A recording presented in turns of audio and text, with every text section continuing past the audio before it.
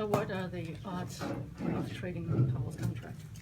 Well, before we go there, I got three things I'll talk about. One, I want to talk about Pav. Two, I'll talk about how we got here.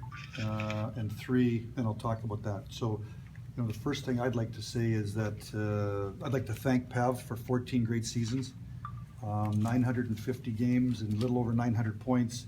Helped us win the Stanley Cup in 02 and 08.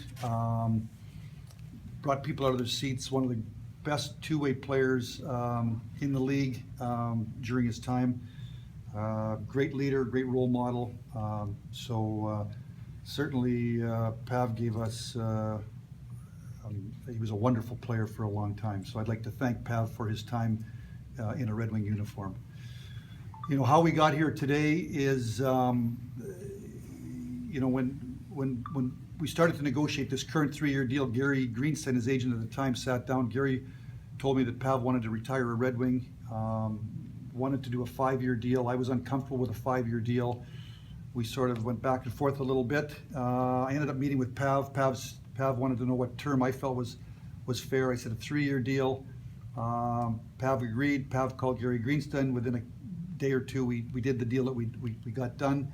And then in the first year of that deal, about September or October, Pav told me that was his last year in the National Hockey League. That is, he wanted to go home, and for all the reasons that you heard today.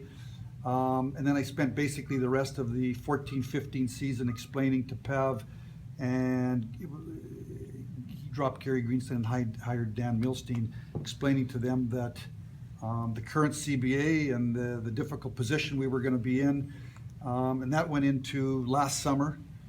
We lost to Tampa Bay in 7 games. I spent a number of meetings with Dan Milstein, with Pavel Datsyuk, and my concern was that Pav was either going to retire and leave us in a difficult situation with 2 years to go on his contract, or that he would try to go back to the KHL anyways, and we would have to try to do everything we could to stop it. So I reached out to Dan Milstein and Pav and said, I'll work with you.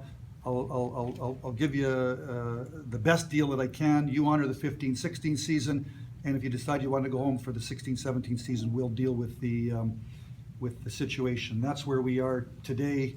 And then I guess lastly to your question, I've talked to some teams here over the last couple of days. We'll see if I can move the contract. I'm not overly optimistic.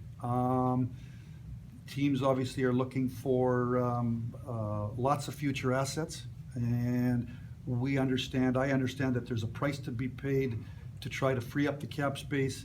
But if it's going to be one of our top young players or a high draft pick, I don't know that it makes a lot of sense. So I'll continue to work the phones, and if we can find a deal that makes sense for a team to acquire his cap space and it makes sense for us, we'll do a deal. If not, we'll work the best that we can with Pav on our contract.